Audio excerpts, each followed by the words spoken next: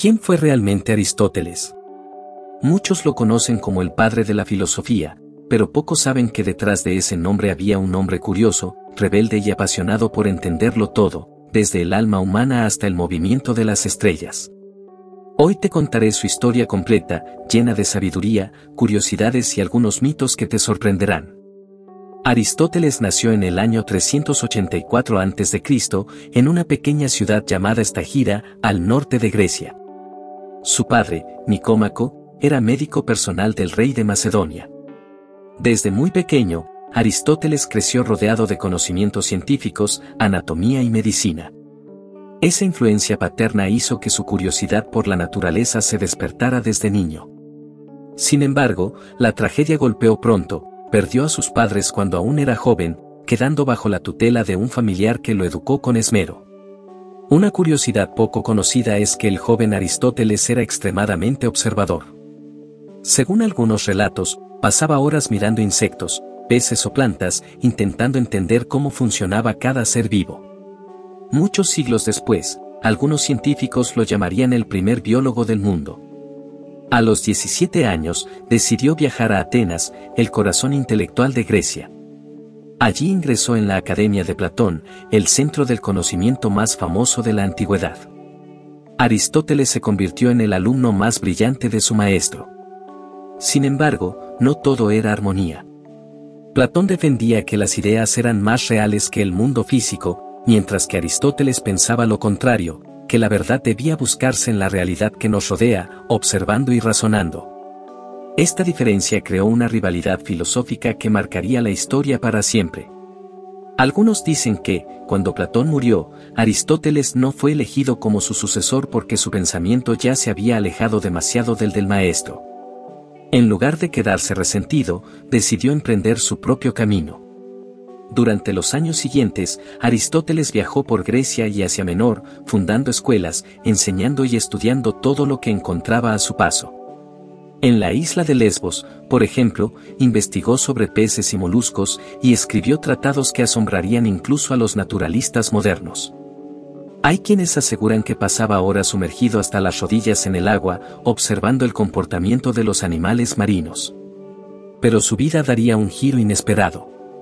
En el año 343 a.C., el rey Filipo II de Macedonia lo llamó para una tarea muy especial, educar a su hijo, un joven llamado Alejandro. Sí, Alejandro Magno, quien años después conquistaría casi todo el mundo conocido. Aristóteles aceptó y se convirtió en su tutor. Le enseñó filosofía, política, arte, literatura y ciencia. Se dice que gracias a Aristóteles, Alejandro desarrolló una profunda admiración por la cultura griega, la cual luego expandiría por todos los territorios que conquistó. Incluso hay un mito que afirma que Aristóteles le entregó a Alejandro una copia anotada de la Ilíada de Homero, que el joven rey llevaría siempre consigo durante sus campañas militares. Años más tarde, Aristóteles regresó a Atenas y fundó su propia escuela, el Liceo. Allí daba clases caminando mientras hablaba con sus alumnos, lo que dio origen al término filosofía peripatética, que significa la filosofía de los que caminan. Lo interesante es que las clases del liceo estaban divididas en dos niveles. Por la mañana enseñaba a los estudiantes más avanzados temas complejos como metafísica y lógica, y por la tarde abría las puertas al público para charlas más simples y prácticas sobre ética, política y moral. Aristóteles quería que el conocimiento fuera útil, no solo teórico. Durante esos años escribió la mayoría de sus grandes obras, la Ética a Nicómaco, dedicada a su hijo, la Política, donde reflexiona sobre cómo debería gobernarse una sociedad justa, la Metafísica, en la que intenta responder qué es la realidad, y sus tratados de lógica, que sentaron las bases del pensamiento racional por más de 2000 años. Una curiosidad fascinante es que Aristóteles escribió más de 200 obras, aunque solo nos han llegado unas 30. El resto se perdió con el paso del tiempo, en incendios, guerras o simplemente por descuido. Muchos historiadores se preguntan cuántos conocimientos habrán desaparecido junto con esos textos. Sin embargo, Aristóteles no era un sabio encerrado entre libros. Se dice que tenía un carácter sereno, pero firme, que amaba la precisión y que no soportaba la superstición. Pero también hay mitos curiosos. Algunos decían que tenía una colección de animales extraños en su casa, casi como un pequeño zoológico, y que pasaba horas observando sus movimientos. Otros creían que su sabiduría era tan grande que podía prever eclipses y fenómenos naturales sin necesidad de oráculos ni adivinaciones. Con el tiempo, el destino volvió a cambiar. Tras la muerte de Alejandro Magno en el año 323 a.C., el ambiente en Atenas se volvió hostil hacia todo lo relacionado con Macedonia. Muchos acusaron a Aristóteles de simpatizar con los macedonios por haber sido tutor de Alejandro. Temiendo que lo condenaran como habían hecho con Sócrates, decidió abandonar la ciudad. Dicen que antes de irse dijo una frase memorable: «No permitiré que los atenienses pequen 2 veces contra la filosofía». Se retiró a la ciudad de Calcis, donde continuó escribiendo y enseñando hasta su muerte un año después, en el 322 a.C., a los 62 años. Según las crónicas, murió de causas naturales, aunque también existen versiones que aseguran que fue envenenado o que su salud se deterioró por un problema estomacal. Su muerte marcó el fin de una era, pero su pensamiento apenas comenzaba a florecer. Durante siglos, sus ideas fueron la base de la ciencia, la medicina, la lógica y la ética.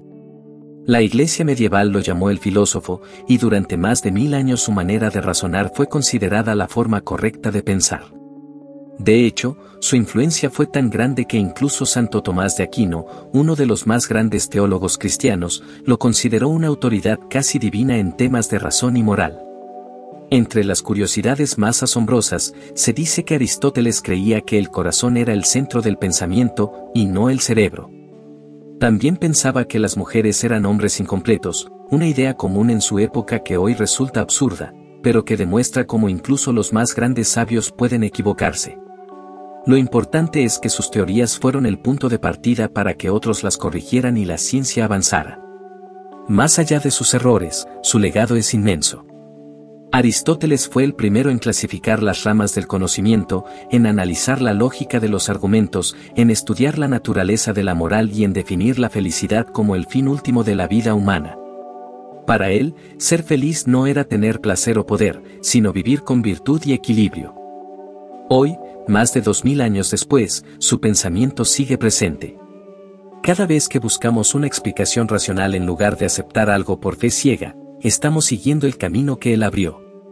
Cada vez que tratamos de entender la naturaleza, la política o la conducta humana con observación y lógica, el espíritu de Aristóteles sigue vivo. Aristóteles fue más que un filósofo. Fue un explorador de la mente, un amante del conocimiento y un ejemplo eterno de curiosidad. Nos enseñó que la sabiduría no está en saberlo todo, sino en reconocer cuánto nos falta por aprender. Así que la próxima vez que escuches su nombre, recuerda, detrás de ese rostro serio de los libros había un hombre que amaba observar el mundo, que enseñó a un conquistador, que desafió a su maestro y que cambió la forma en que la humanidad piensa. Porque, como él mismo dijo alguna vez, la inteligencia consiste no solo en el conocimiento, sino en la habilidad de aplicar el conocimiento en la práctica.